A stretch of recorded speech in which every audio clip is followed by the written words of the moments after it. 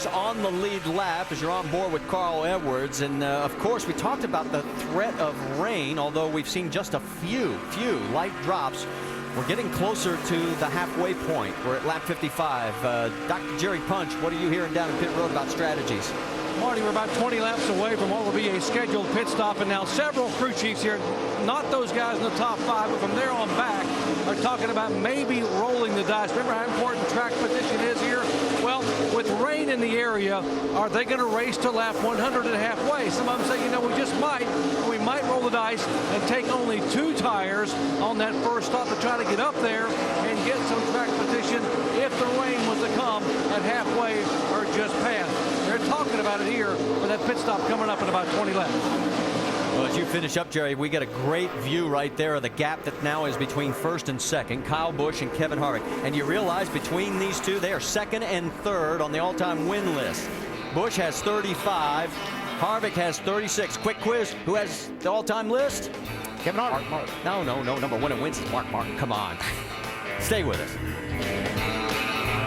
Major League Baseball continues tomorrow and Monday night. First on ESPN Sunday Night Baseball at 8 Eastern. Joe Girardi's Yankees head west to take on Joe Torre's Dodgers as part of the ALNL Showdown presented by State Farm. Then on ESPN2's Monday Night Baseball at 7 Eastern, 2 of the game's brightest young rookies face off. Steven Strasburg leads the Nationals against Jason Hayward and the Braves.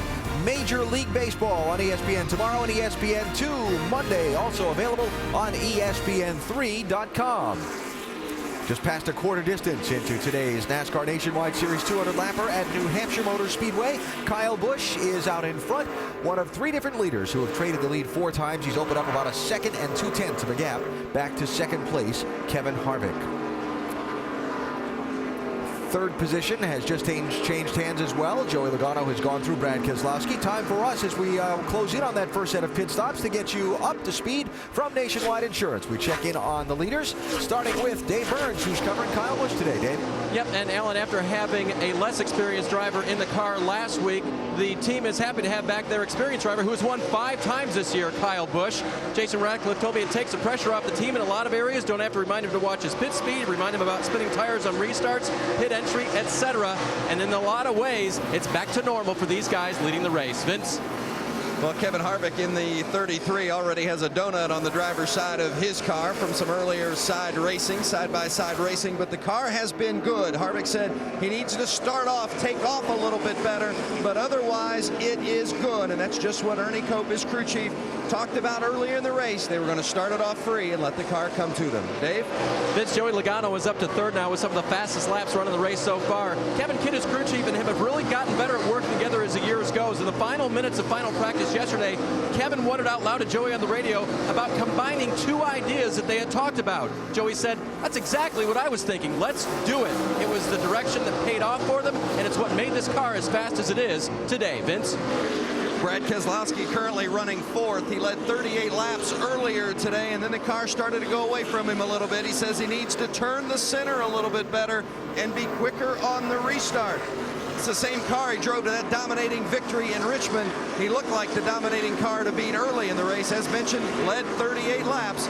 Brad Keselowski still got a good car, even though he's dropped to 4th.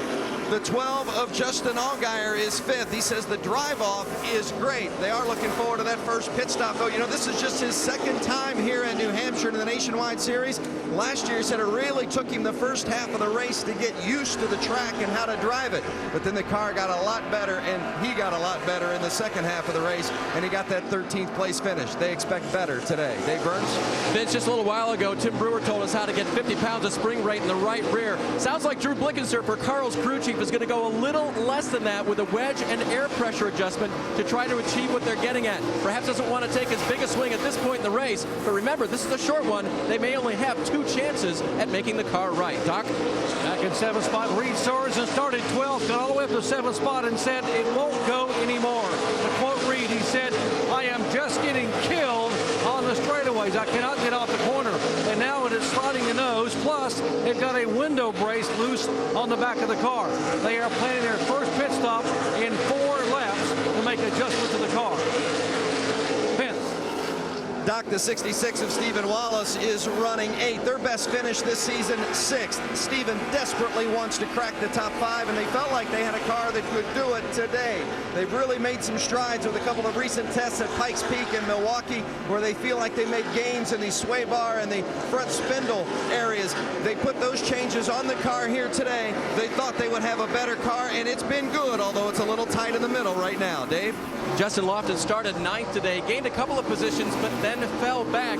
He's complaining about the car being very tight, but also the brakes are giving me no feedback, and if he's used them up, that'll be hard to get back for this young driver. Doc? And back behind them in the 6th car, Ricky Stenhouse really starting to come in and get more and more confidence week after week. Stenhouse driving the same car that he logged his only top 10 finish thus far this year. That was a 9th at Phoenix. His career best finish came on a flat, fast, 1-mile racetrack at Milwaukee a couple of years ago. He likes this kind of track. Vince. The 88 of Elliott Sadler is running 11th. This is his first of 10 races for Junior Motorsports, and he's really excited about this opportunity. And the opportunity to work with Tony Uri Sr. as the crew chief. Pops has really had a good season when you look at what the 88 has done and the variety of drivers that have been in there. Even when Jamie McMurray stepped in the car, they really stepped forward, and they believe they can do the same with Elliott Sadler in the 88. He says right now it's tight rolling through the center and loose on the exit. Marty? And one position further back, Austin Dillon started 8th. Still got a good run going. He is currently 12th. We have 20 cars on the lead lap, 8 cars out of this race. And just give you a quick verbal update. Danica Patrick, 35th right now, 3 laps down. Race leader Kyle Busch has opened up a 4.1 second lead. This spells trouble for everybody if we continue to have long runs, because this has been the definite killer on long runs right now, the 18 car. Yeah, he's been anywhere from a 1/10.5 to 2.5 tenths faster per lap for quite a while now, and that's opened up that big lead. So Kyle's doing a great job of driving the car, and they've got a nice setup under it for him. While all this is going on, there's Kevin Harvick, who is in 2nd place, trying to get around the 70 of Mark Green. We can tell you that Tony Range has pulled on to pit road, and he is taking his first pit stop. He's shown in a 23rd position when he came in. Michael Annett has come into pit road. He had a birthday just this past Wednesday. Happy birthday to him. And I think, what is it, Monday or Tuesday? Another birthday. Junior Johnson, he'll be 70 years old. Happy birthday to Junior. Vince? Up 14 spots from where Michael Annett started today, and they believe that this team is ready to break through for a good, strong run. They've been hovering around it. Tight on exit. They made an air pressure change, pulling out that right front fender as well, Doc. And Reed Swords in the first of the top 10 cars to make a pit stop. They don't get a good fuel mileage as some of the others, the Chevys and Dodges. Make a wedge adjustment, air pressure in the rear. They're going to change all 4 tires, trying to get that thing to get some grip coming off the racetrack. Dave. And the 38 car could not wait to come to pit road. They're going to make a wedge and an air pressure adjustment. No front grip at all for the 38 today. And while all this continues, Kyle Busch just continues to motor on. He's completed 76 laps now as he comes this time by. And there you see the view as other cars are making their way to pit road. The 99, there you see Trevor Bayne as he's come in. The 05 of Willie Allen is already a lapper down. And let's go to Dave Burns. Trevor Bayne in all of his youth saying the car is way tight. That'll be a track bar and air pressure adjustment for him. Behind him, leader Kyle Busch comes down pit road. Air pressure adjustment, left front fender fix as well. As tire changer goes to the left front, he'll take the tire off. They'll try to give it a little tug before he heads off of pit road.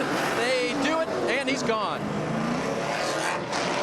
The 33 of Kevin Harvick, he's been in the front today for some time. He likes his race car. They're going to make an air pressure adjustment. They're going to change 4 tires. And remember, he said he needs it to take off a little better. Dave.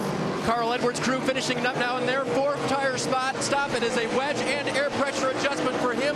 Joey Logano also on pit road. They called for track bar and air pressure adjustment for Logano. They will go to the back of that car with the wrench. The air pressure adjustment already made for Joey. Joey complaining just a little bit about his car, about a 1 tight on entry. The exit, so-so, according to the driver. They don't want to change too much because it was very fast during this last run. Paul Menard is on pit road too, guys. They'll make a 4 tire change for Paul. A wedge and air pressure adjustment for the 98 car as well. And you see the problems for Austin Dillon as they have major problem on the left rear of this car.